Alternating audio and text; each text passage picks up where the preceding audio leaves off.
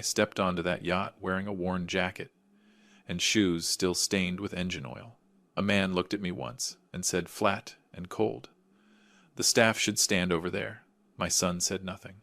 The future daughter-in-law's family smiled thinly, as if I were something extra, something that drifted into the party by mistake. They didn't know that a single phone call from me would have been enough to shut this entire vessel down, quietly. And I chose silence, so I could see clearly who they really were. If you're listening to this story and felt that something was wrong from the very first moment, subscribe to the channel so you don't miss what comes next, and leave a comment letting me know where you're listening from. Now, let me tell you why I chose silence from the start.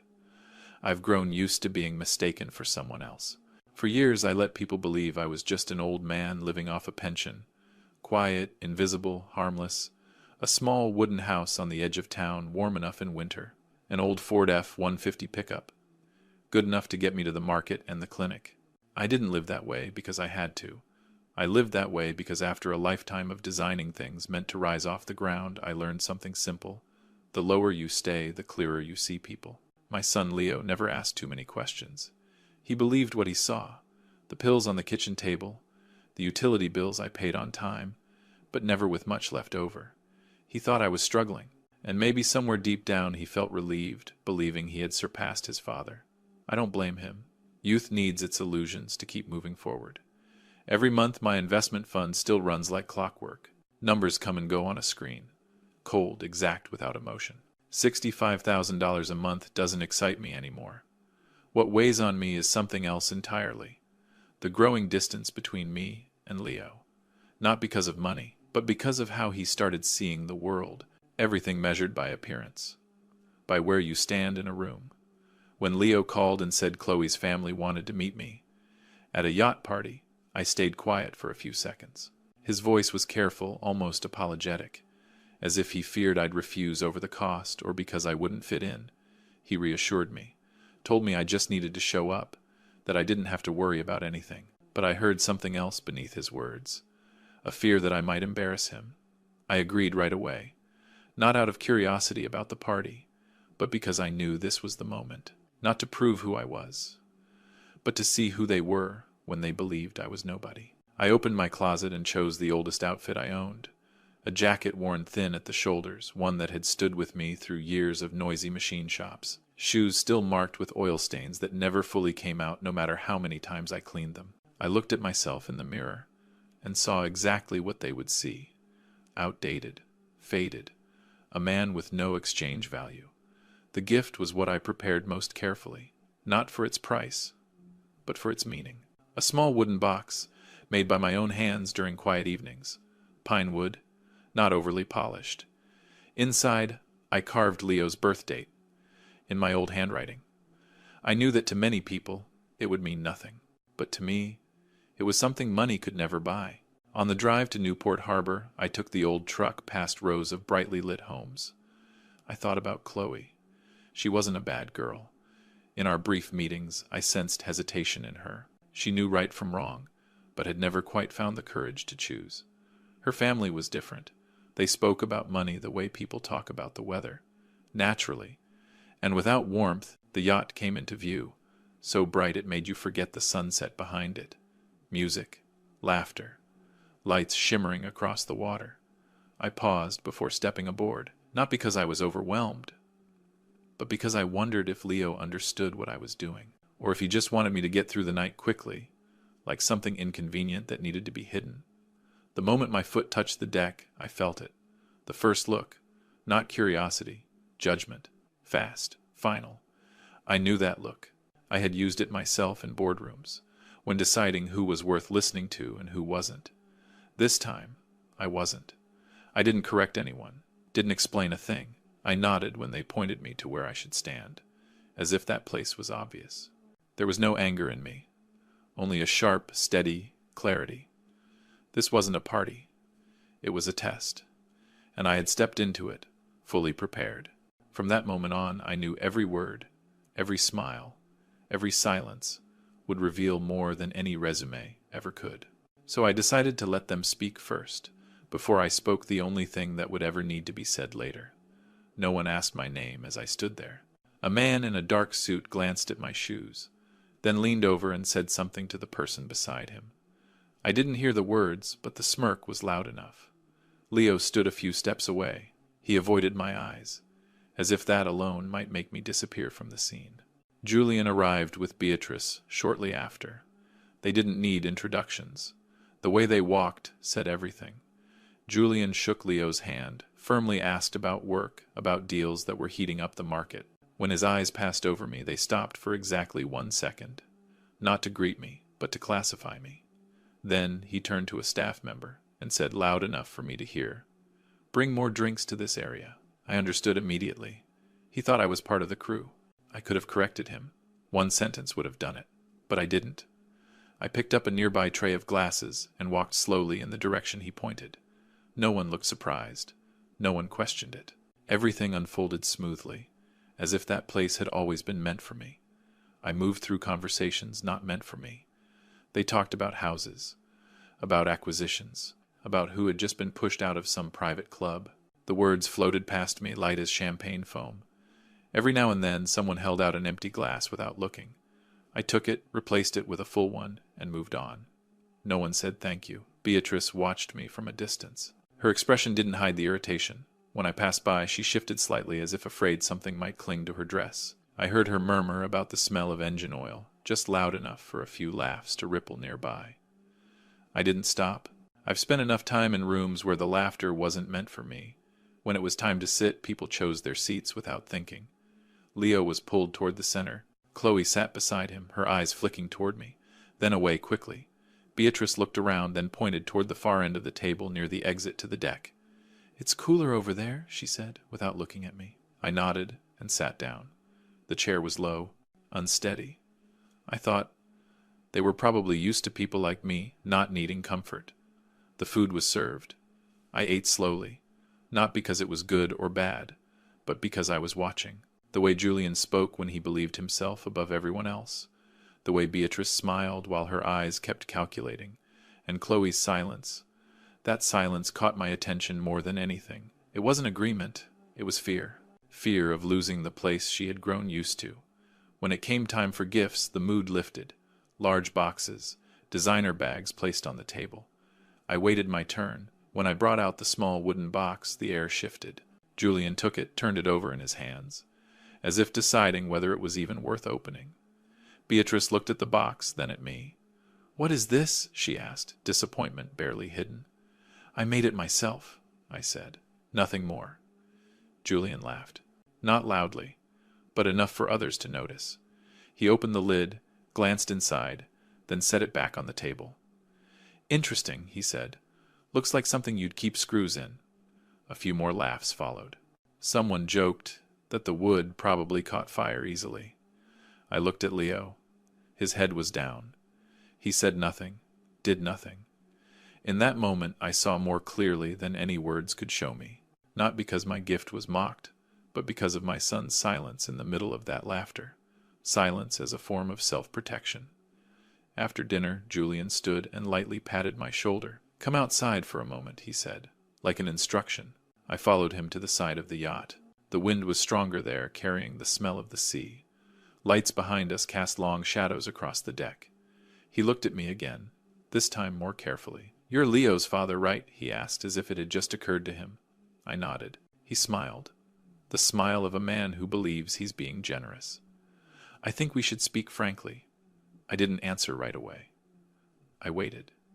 I'd been waiting all evening, and I knew this moment was coming. Julian lowered his voice, but not his contempt. He spoke about Leo's future, about reputation, about things that shouldn't be dragged down. He spoke as if I were a problem that needed to be handled cleanly. I stood there listening to every word without interrupting, because I understood now. This was no longer a party. This was where the lights and music stopped hiding the truth. When he finished, I looked out at the dark water below. The yacht still moved smoothly without a ripple, but inside me, something had been touched. Not a surge of anger, but a clear, unmistakable cold. I knew then. From that moment on, no one on that boat could pretend this was just a small misunderstanding. Julian didn't wait for my answer. He glanced around, making sure no one was paying attention, then reached into his inner jacket pocket and pulled out a white envelope.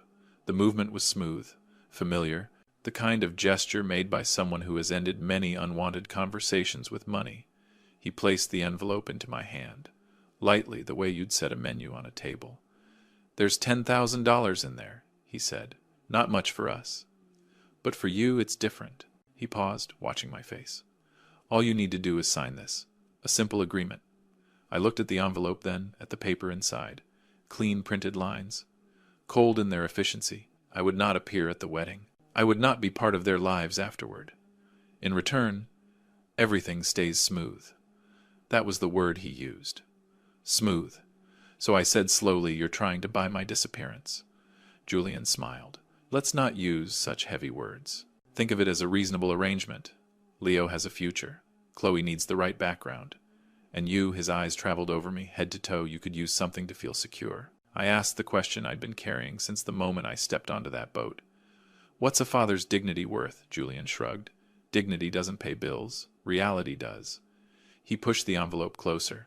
"And believe me, this is the largest amount someone like you can hold without bowing your head." I took the envelope.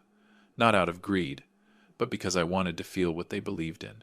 They believed everything had a price, and that they were the ones who set it. I didn't sign. I didn't hand it back either. I asked one more question as if I were still considering. And my grandchild Julian exhaled a hint of impatience, slipping through. "You won't be involved. We'll tell people Leo comes from a family that's no longer around. Simple. Clean." He said clean, the way someone talks about a contract already stamped and filed. I nodded slowly, as if understanding. That was when I noticed Chloe standing a few steps away. She didn't come closer. She didn't walk away. Her eyes landed on the envelope in my hand, then turned aside. I waited for her to say something. Just one sentence. She stayed silent. That silence weighed more than the envelope. It wasn't loud. It wasn't cruel. It was like a door closing very slowly. Slow enough for the person inside to know they'd been left behind. I looked at Chloe. Her head was lowered as if she were staring at the deck. But I knew she was hiding. Hiding from having to choose. Julian noticed my gaze. "She understands," he said quickly. "This is what's best for everyone." "Everyone," I repeated. I thought of Leo back inside, forcing polite smiles at conversations that weren't his. I thought of the quiet nights in my wooden house, shaping that small box by hand. Nothing about that belonged to everyone the way Julian meant it. I set the envelope on the railing. The sea breeze lifted the edge, making it tremble. Julian lunged forward and grabbed it. "Don't do something stupid," he said. "You think you have a choice?" I looked straight at him. "I always have a choice," I said. "You're just used to people like me not using it." At that moment, Julian's phone vibrated. Once, then again. He frowned and checked the screen. I saw the color drain from his face. Not anger. Panic. Poorly concealed. He stepped away and answered. I didn't try to listen. I didn't need to. His voice was loud enough for the wind to carry fragments to me. "That's impossible." We had an agreement. "Who's behind this?" Then silence.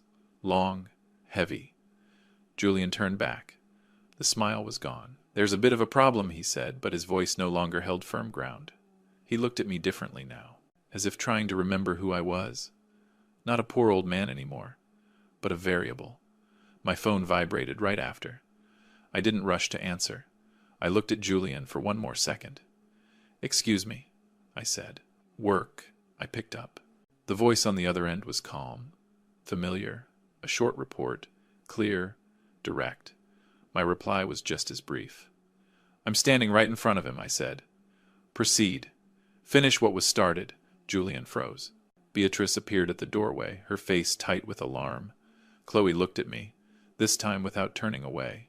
Her eyes carried fear, and something close to regret. But it came too late. I slipped the phone back into my pocket and glanced at the envelope still resting on the railing. "You should keep it," I said to Julian. "You might need it." I walked back inside without looking over my shoulder. The music was still playing, but the rhythm was off. I knew it then. From that moment on, the party no longer belonged to them, and what they were about to face wasn't loud revenge, but the quiet consequence of underestimating what they believed was worth the least. The atmosphere inside the main cabin shifted fast. The music was still playing, but the laughter thinned out, as if everyone sensed a crack forming beneath the deck. Julian followed me in, trying to hold on to his composure. He pulled Beatrice aside and spoke in quick, hushed tones. I didn't need to hear it to know what was being said. Around them, their wealthy acquaintances started checking watches, glancing at phones, searching for excuses to leave. A few minutes later, Julian's phone vibrated again. This time, he didn't step away. He answered right there in the cabin, his voice unsteady. "That's impossible," he said. "We already signed." The silence on the other end stretched long enough to drain his patience. When the call ended, Julian stood still, as if the ground beneath him had been pulled away. Beatrice rushed over and whispered something. Julian shook his head. I could see his hand trembling slightly as he slipped the phone away. A guest asked what was going on. Julian forced a smile, called it a small misunderstanding, but his eyes betrayed him. There are things money can't hide, especially when a man is backed into a corner. I stood near the bar, not moving forward. I didn't need to. Everything was already in motion. One man in the crowd recognized me. He looked closer, then leaned in to whisper to someone beside him. I saw the change in his eyes. Not respect, recognition, the realization that something important had been missed from the very start. Julian stepped in front of me. "What are you doing?" he asked, his voice low but sharp. "You think this is a joke?" "I'm not joking," I said. "I'm just no longer silent." He was about to respond when Beatrice's phone rang. She answered, and the color drained from her face. "Our accounts," she said too quickly, forgetting who could hear.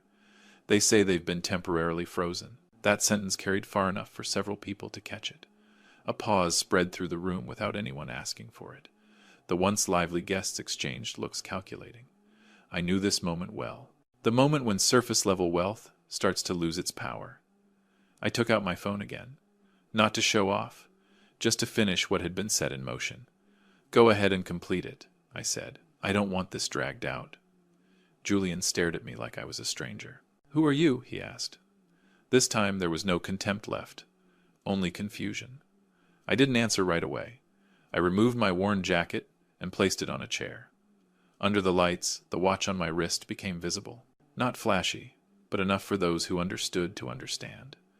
I noticed a few eyes fix on my wrist, then quickly turn away, as if afraid of being caught noticing. "I'm the man you didn't think was worth asking his name," I said. "And I'm the one who just decided your company won't be standing much longer." Julian took a step back. Beatrice grabbed his hand, but her pride was gone. Chloe stood nearby, pale. She looked at me, then at her parents, as if realizing for the first time they weren't untouchable. A staff member approached and explained there was an issue with the yacht's payment system. Julian spun around. "That's not possible," he said. "We prepaid." "I know," I said. "And I know which account you used." Julian looked at me, mouth opening, but no words came out. I pulled the check he had offered earlier from my pocket. I didn't tear it. I didn't throw it away. I handed it to the staff member. "Use this," I said. "Cover tonight." The staff member looked to Julian for confirmation. Julian said nothing. Beatrice turned away. I signed my name, slowly, clearly. When the staff member left, I set the pen down. "I don't need your money," I said, "but I won't let anyone else pay for my dignity." The music stopped. No one asked for it, but whoever was in charge understood the party was over. Guests began to leave in small groups. No one said goodbye to Julian the way they had earlier. No one asked about deals or opportunities. Silence settled in without needing to be loud. Leo walked up to me. He looked at me for a long time. "Dad," he said, his voice rough. There was no apology yet, just a late confusion. "Tonight you only need to watch," I told him. "Don't say anything." He nodded. Chloe stood behind him, hands clasped together. She wanted to speak. I knew that, but I didn't turn back. Some words, if not spoken at the right moment, lose their meaning. I walked toward the bow of the yacht. The night wind was cool and steady. The lights behind me grew distant. I didn't feel triumph, only lighter, as if a burden had finally been set down where it belonged. I knew what had happened tonight wasn't a loud collapse, but a door closing very slowly. And behind that door, each of them would have to face the true value of who they were. I stayed at the bow a little longer, until the night wind cleared my head enough that I wouldn't say anything unnecessary. Behind me, the yacht had grown quieter. The party didn't need an announcement to end. It ended on its own, the moment the most confident people realized no one was listening anymore. Leo came out and stood beside me. He didn't ask questions. He didn't explain himself. We looked in the same direction where the dark water blended into the horizon. I could tell he was trying to stay steady, the same way I had years ago when I first understood the world doesn't run on the rules we're taught as children. I didn't come here to embarrass you, I said first, so he wouldn't have to guess. I came so you could see clearly where you were standing. Leo nodded. I know, he said, after a moment. I just didn't expect it to be this clear. It's always clear, I said. We just don't like to look. Chloe appeared a little later. She stopped a few steps away, hesitant. When she spoke, her voice was quiet and tired. I'm sorry, she said, for my silence. I turned to look at her. Not harsh, not gentle either. Silence is a choice, I said, and tonight you chose. What matters is what you choose tomorrow. She nodded. Her eyes were red, but she didn't cry. I didn't comfort her. I didn't accuse her. Some lessons don't need extra words. The next morning I left the yacht early.